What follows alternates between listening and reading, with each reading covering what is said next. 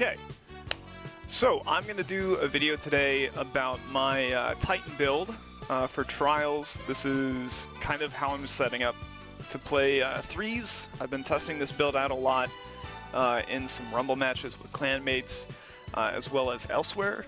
It's a pretty interesting, fun, dynamic build.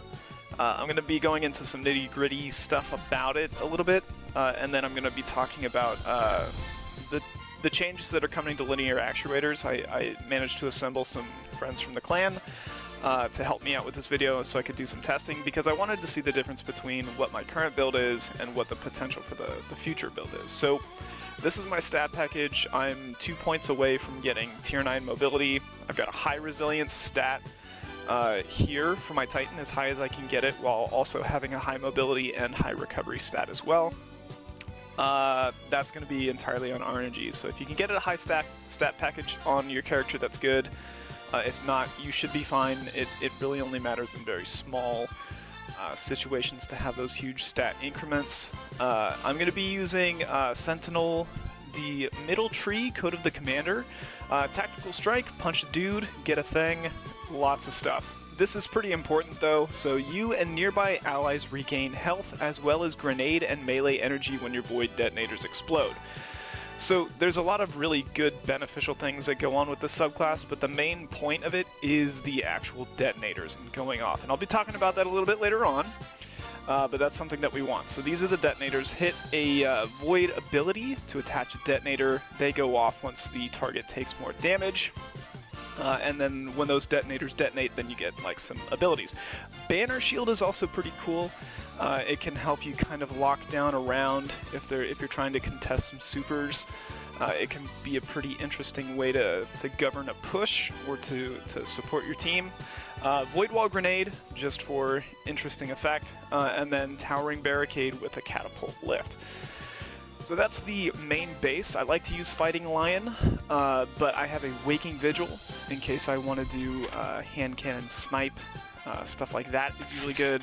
Shotgun, Fighting Lion, or Hard Light and a snipe. It really depends. I've got all the weapons in my inventory for a reason. They all go with this build. Risk Runner, that will come into play later on. So Risk Runner and a Revoker is something that I think is actually going to be something that you should have in your inventory with you in Trials. If you're prepping for this because of the Dune Marcher buff. And we will be looking at some footage to support that argument, but I definitely highly recommend that you have Risk Runner on you going into Trials this this upcoming week. So definitely make sure that you have a Risk Runner. It's going to be pretty impactful if you're playing against Dune Marcher Titans. So the buff to Dune Marchers, it's getting an increase to the linear actuator perk. It's increasing the range from, I think, 14 meters to 20 meters. And then it's also getting a buff in the time, and like a reduction in the time that it takes to activate the linear actuator perk, which is the chain damage to enemies once you melee them after that static charge is built. Now first we're going to look at Synthocept melee range, so that we have a base benchmark kind of thing to look at, you know, how the base mechanics of Synthos work, like what range they're hitting at, what it looks like, a visual. So this is like my current build, so you can see kind of like how it's intended to perform for the most part, but just doing some range testing. I really like using Synthocepts because they do help me clean up in a lot of melee fights. They do also get a damage buff. If you're surrounded by multiple enemies, you can get a damage buff with that.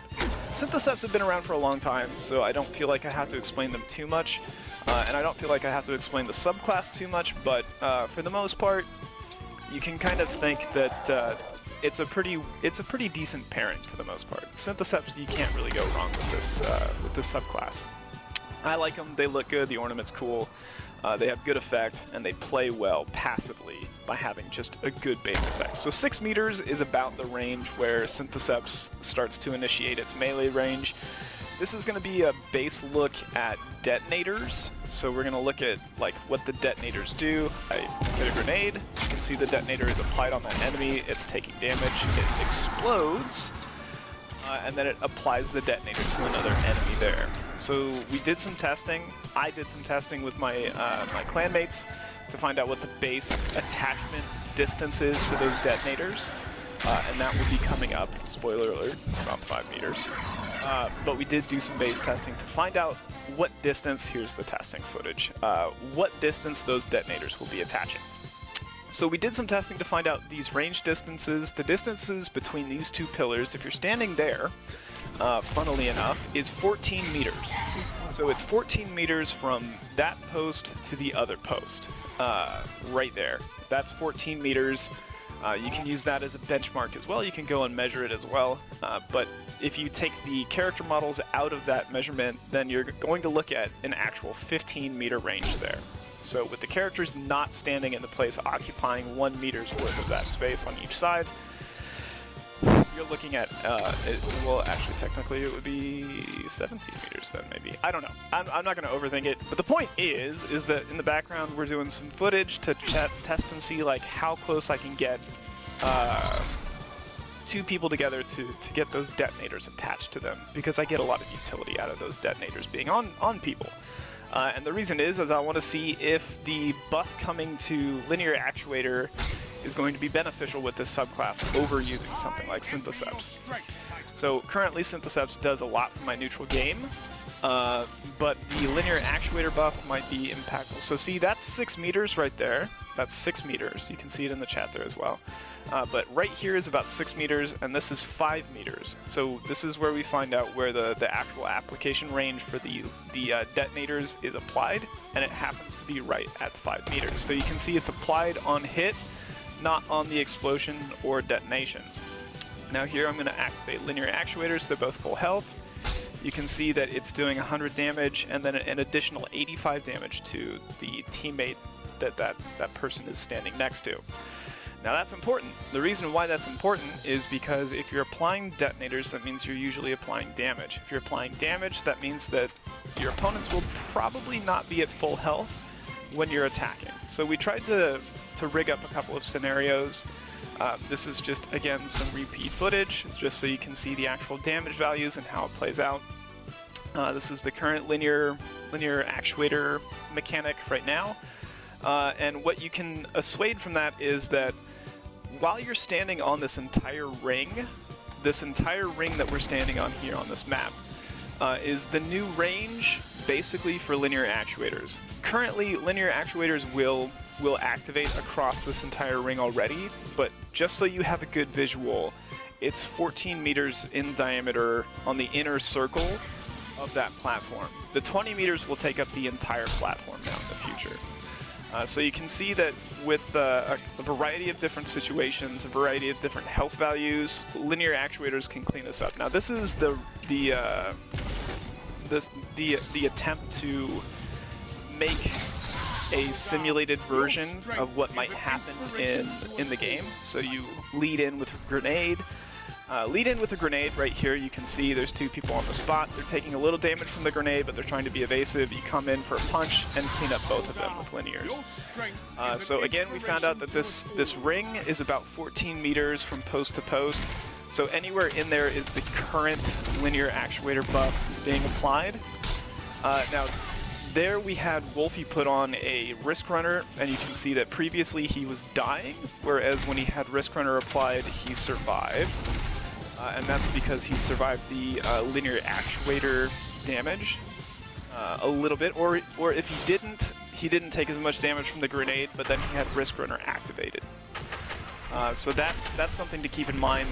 Getting that Risk Runner perk off of this is kind of an upside, so you might want to use that as a way to combat the linear strategy. If somebody is being really aggressive with them, just switch over to Risk Runner and then mow down their entire team, because that's probably going to be a good strat. Anyways, that's some testing, that's some footage, that's some stuff for you to enjoy. And I can't really think of anything else to say. I think I've covered pretty much everything. I think the Dune Marcher buff is going to be good. I think there's going to be some reasonable counters to it. I think that this subclass is going to be pretty decent with it. I think the middle tree of Sunbreaker is also going to be good with it, and the throwing hammers, so watch out for that. And yeah, I definitely do recommend you bring Risk Runner in with you because I think it's going to counter a lot of different stuff. So have a good one.